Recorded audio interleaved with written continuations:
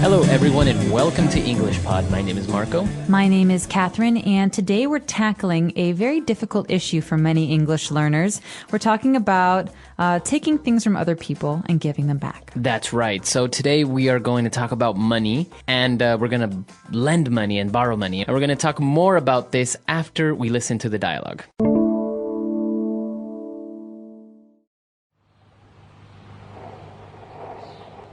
Can I borrow $5? No. Come on, I'll pay you back on Tuesday. Last time I lent you money, you never paid me back. I promise, if you lend me $5 today, I will repay you in full next week. Okay, but I'm taking your skateboard as collateral. Fine. I can't believe you don't trust me. It's nothing personal, just business. All right, so now let's take a look at that language on Language Takeaway. Language takeaway. So first up, we have the key verbs for today. The verb to borrow and to lend. Right. Now, this is a really important difference to make because many people make this mistake where they use the wrong verb. That's now, right. if I ask you, Marco, can I borrow your bicycle? That means, can I take your bicycle from you? And then later I'll give it back. But I want to use it. Right. So the verb is kind of reflexive. It's going on to you. You want to borrow, right? I want to borrow. I want to take it from you for a short time, and then I want to give it back. So, to borrow. Right. Now, the other verb is to lend. And that, on the other hand, goes from me to you. So, you borrow my bicycle. I lend you my bicycle. I give it to you. That's right. So, another way of asking, can I borrow, is, can you lend me your bike? That means, can you act? Can you do this thing for me? So there's two different ways of saying it, and it's very important to remember who is doing what. Exactly. So remember, the person taking is borrowing. The person giving is lending. So it's not correct, and remember to... And it's not correct to say, can you borrow me your bicycle? That's not right. No, can you lend me?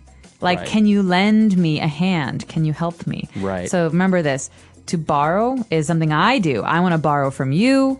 It's the person, the subject in a sentence. But in the case of lending, someone else is doing it. So can you lend to me or can you lend it to him? You have to say who it's being lent to. Exactly. And as you said, who it's being lent to. So the past tense of lend is lent. Yeah, so Marco lent me his bike last week and I broke it. So now I have to pay him a lot of money. You have to pay me $5, and that's our next word, bucks. Bucks. Now, this is a slang term, so this is something we say very casually in America when we want to talk about dollars. Right. So $1 is $1. $100 is $100. All right. Now, as you said, it's very American. You wouldn't really use it like, I don't know, if you're in Britain, you wouldn't say $100. No, you would say quid. Quid. Yeah, exactly. So they don't have dollars, so they don't say bucks. Not in England. All right. Very good. So we wanted to borrow $5. And, and that person promised to pay you back on Tuesday. I'll pay you back on Tuesday. All right. So this is a lot like that verb to lend. To lend him, to pay you, you have to say who you're going to pay, right? So, Marco, I'm sorry about your bicycle. I will pay you back tomorrow. Okay. That means I will give you money for it tomorrow. So if you borrow money, you have to pay it back. All right. So I want to borrow $5. I promise I will pay you back Thursday. Very good. Okay. And now lastly, we will lend money, but of course we need a guarantee. We need something to make sure that you will pay me back. So that's called collateral. All right. Now, collateral is important because sometimes you can't trust someone, like you say, Marco. And so, for example, if I want to rent a bicycle, so I want to use it for the day, maybe there's a store that they rent bicycles to people, I would give my passport or my driver's license as collateral because I will definitely return to take my driver's license or passport back. So that's basically a sign of a promise, money or identification or some object. That's right. So usually, for example, if you're going to get a very big loan at the bank, they will ask you for something as collateral. So maybe you will have to give them your house as collateral. So you're saying if I can't pay you back, then you can take my house. That's right. So collateral is the last word in language takeaway. But we do have some great phrases for you coming up in Fluency Builder.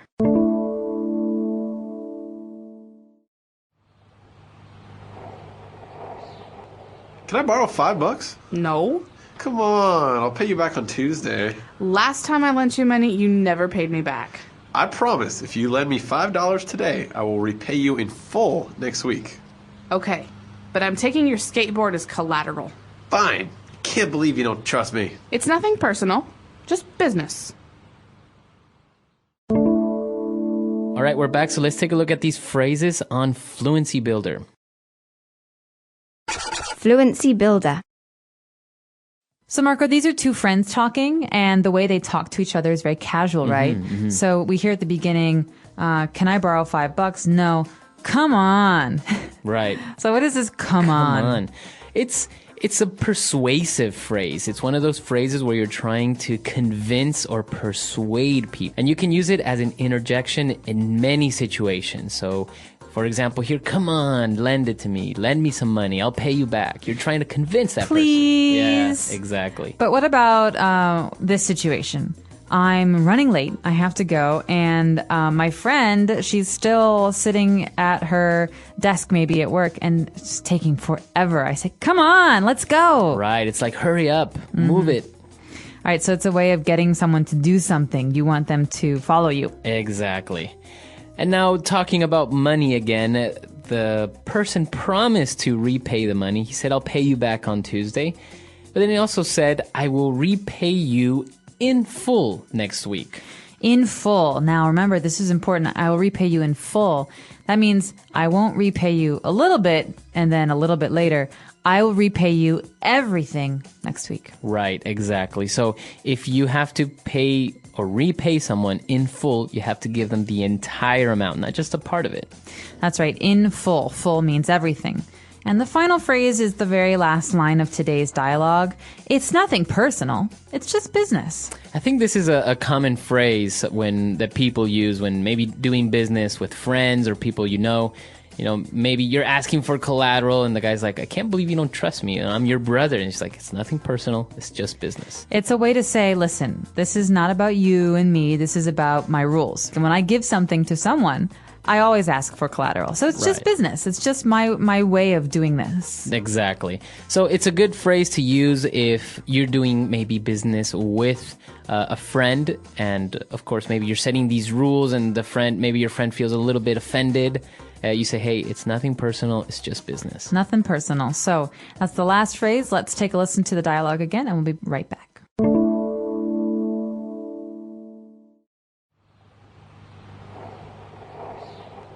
Can I borrow $5? No. Come on, I'll pay you back on Tuesday. Last time I lent you money, you never paid me back. I promise if you lend me $5 today, I will repay you in full next week. Okay, but I'm taking your skateboard as collateral. Fine. Can't believe you don't trust me. It's nothing personal, just business. All right, so lending money, borrowing money. Now, as we mentioned, sometimes you have people that ask you for money. Now, did you ever have that friend that always asked you for money and never repaid you? Yes. Like $1 at a time. Hey, can I borrow $1? Can I borrow $5? Yeah, always. And actually, this friend, he would borrow $10, and he would say, "Oh, I'll buy you a coffee tomorrow." I say, "What? A $10 coffee? I don't think so." So it was always uneven. I paid more, and he never repaid me in full. Right? Yeah. So yeah, and actually, I think if you add up all those that little amount of money that maybe some friends borrowed from you, it would be quite a decent amount. I had many friends who would be like, hey, can I borrow $1? Or, even like 25 cents at a time. It would add up over time. After a couple years, yeah, that's like a whole dinner. Exactly. So, what do you call these people? The word in English, that's a slang word, is called a mooch. A mooch, right? He's a mooch. It means he's always taking money from people or asking other people to pay for his dinner or staying at someone's house. So a mooch is someone who tries to get things for free. Right. That's exactly it. I had friends like this that would, for food as well, like maybe I brought my lunch. This is in school, obviously. And they would mooch off me like half my sandwich or half my can juice. I have some chips? Can I have some juice? Exactly. That's mooch behavior. So that's the verb, to mooch off someone. Yeah, to mooch off someone. But it's also a noun. He's a mooch. He's a mooch. Very interesting stuff. Maybe you have a friend that was a mooch, or maybe even yourself back in the day. So let us know how it works in your country. If you lend money to people, family members, do you ask for collateral? Or do you just forget about it? Let us know. Our website is englishpod.com. We'll see you guys there. Bye.